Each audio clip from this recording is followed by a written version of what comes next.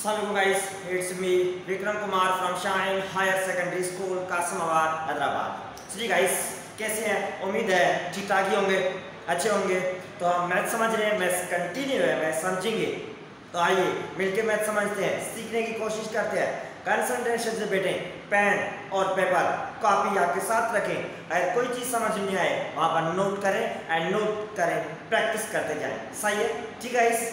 सो pen copy लिया आपने? सही है जी, हाँ ले लिए। ओके, सो आइए समझते हैं। अब हम एक्सरसाइज 2.4 समझते आ रहे हैं, कंटिन्यू है।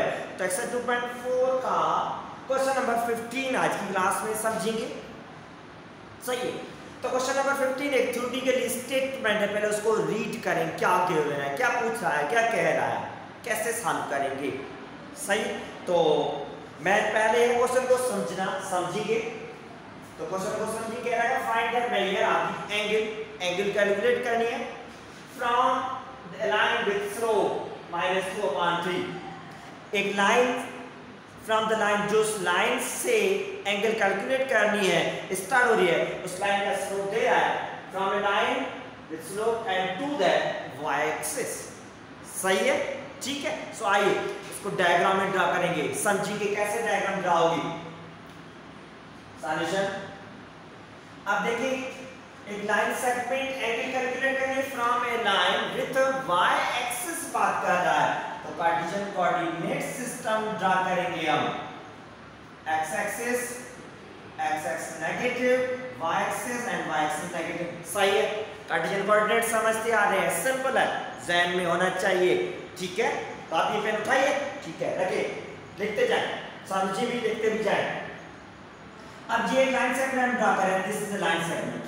यहां पर पॉइंट दे रहे ए, ओ एंड इस साइड पे लाइन दे रहे हैं ए अपनी तरफ से। ठीक। अब तो ये कह रहा है कि line angle from a line with slope -2.3 to Y axis. अब टू वाई एक्सिस मींस ये है, वाई एक्सिस से एंगल कैलकुलेट हो रही है। एंगल जो है इस लाइन सेगमेंट की, उसको नाम दे रहे हैं फाई। और यहां से एक्स एक्सिस पे एंगल जो है, उस एंगल को हम नाम दे रहे हैं एंगल थीटा। सही है, ठीक। चलो जी होगी इनकी एंगल। अब कैसे कैलकुलेट करें हम, डायग्राम तो ड्रा होगी। एक्स एक्सिस से एंगल जो बनी लाइन से बनी, उसका नाम हमने दिया है फाई, और वाई एक्सिस से जो एंगल बनी है उसका नाम दिया है थीटा। ठीक। तो अब कैलकुलेट करेंगे इसका, जो वाई एक्सिस के जो एंगल है वो कैलकुलेट करने जा रहे हैं। कैसे? तो अब देखिए यहां पर हमारे पास जो मौजूद है ये slope of a line OA, जो OA लाइन है उस लाइन का स्लोप जो है इस स्लोप का नाम दे रहे हैं m1, that is equals to -2/3। ये गिवन है, ये दे रहा है। सही है, जो क्वेश्चन मिली हुई है उसको लिखा। ठीक है। अब नेक्स्ट स्टेप है। अब नेक्स्ट स्टेप में क्या लिखेंगे? नेक्स्ट स्टेप में लिखेंगे इस डायग्राम को, समझेंगे। जो लाइन OA गिवन है उसको डिस्क्राइब करेंगे कि लाइन OA एक्स एक्सिस से एंगल बना रही है, लाइन OA वाई एक्सिस से भी एंगल बना रही है, तो इसको डिस्क्राइब करेंगे। लाइन OA एक्स एक्सिस से जो एंगल बना रही है वो क्या है? Suppose line OA makes an angle theta with x axis. सही है। तो एक्स एक्सिस से लाइन सेगमेंट जो है एंगल थीटा बना रही है। ठीक है। अब उसके बाद एक्स एक्सिस से एंगल थीटा बना रही है, तो इस लाइन सेगमेंट का जो स्लोप हम कहेंगे टेंजेंट थीटा इक्वल्स टू -2/3। सही है। ये क्यों लिखा? क्योंकि जो अगर एंगल गिवन है देन स्लोप फाइंड करने का जो फार्मूला है टेंजेंट थीटा फार्मूला है। तो लाइन OA एक्स एक्सिस से एंगल बना रही है, दैट इज थीटा। तो इस लाइन का जो स्लोप अब हुआ m मींस 2/3 माइनस में, तो यहां पर हमने दिया m slope that is tangent theta. तो वो टेंजेंट थीटा एंगल के हिसाब से -2/3। सही है, ठीक। उसके बाद आप कहेंगे दैट सेम लाइन जो OA है makes an angle phi with y axis. सही है। अब ये एंगल अब डिस्क्राइब करें। सेम लाइन जो OA है y एक्सिस से एंगल बना रही है फाई। सही है, ठीक, ये हो गया। अब ये जो डायग्राम में था इसको हमने लिखा। सही है।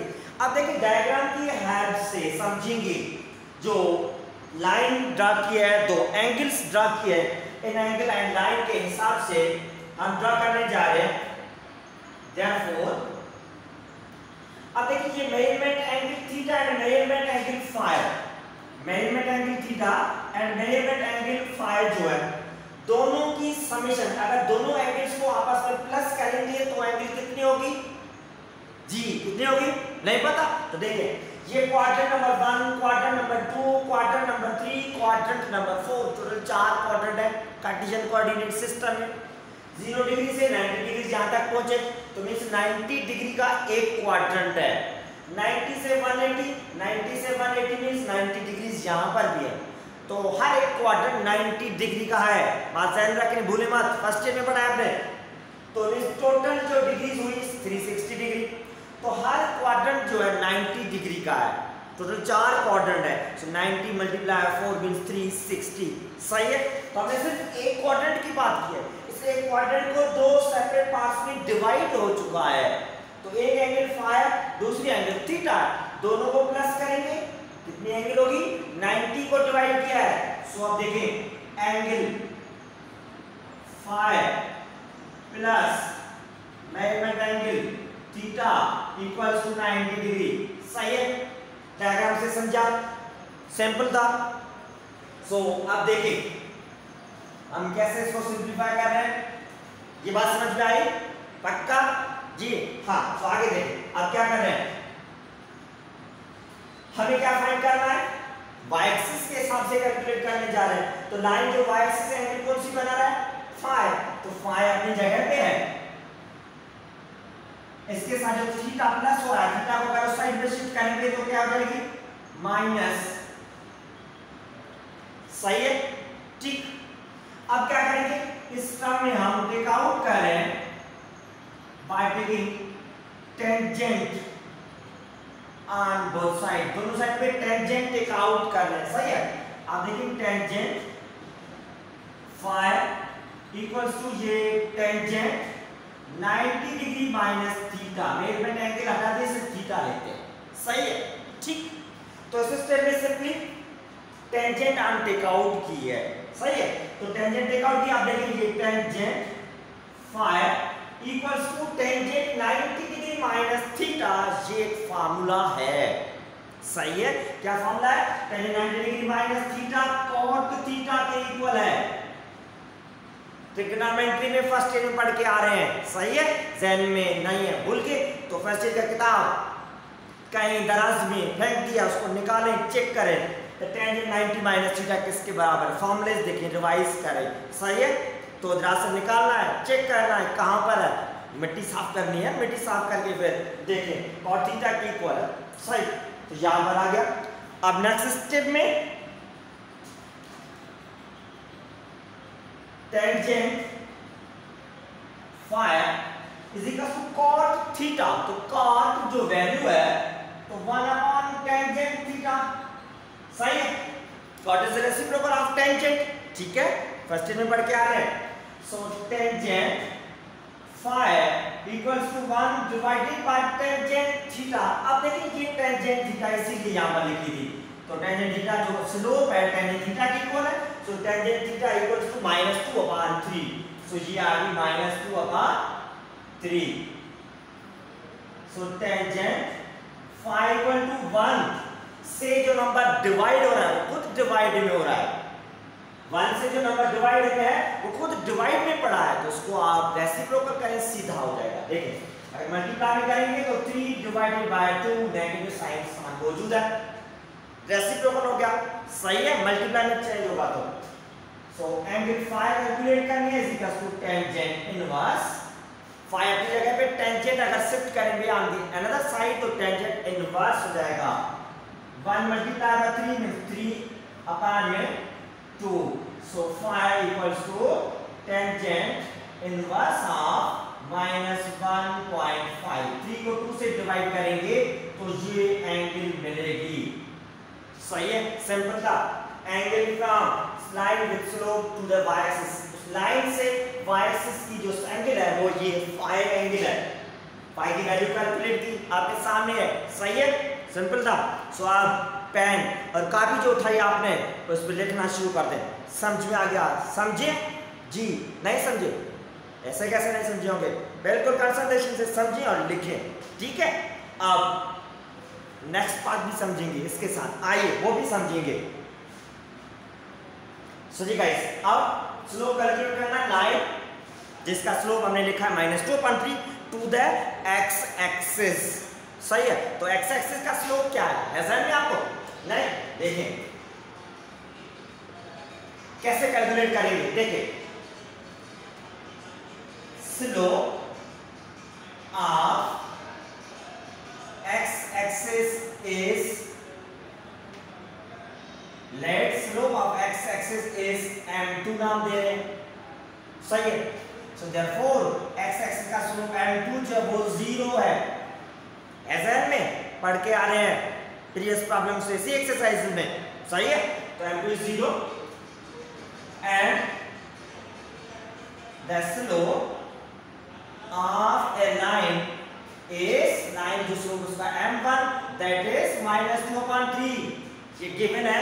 सही है, सो अब जो देखें एंगल कैलकुलेट करनी है आफ्टर लाइन, वो लाइन ये जिसका slope -2.3 to the x axis. तो x एक्सिस का स्लोप 0 है, पढ़ा है हमने, समझा है। सही है, ऐसा में मत भूलिएगा, देखना शाम को कॉपी में कैसे है।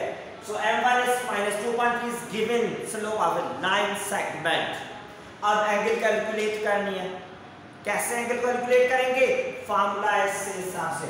तो फार्मूला ये है, as we know tangent theta is equals to, या theta is equals to tangent inverse of, यहाँ पर अगर फॉर्मूला यूज करेंगे from line to the x axis बोल रहा है, तो line to the x axis means m2 minus m1 divided by 1 plus m1 multiply by m2, ये formula use करेंगे।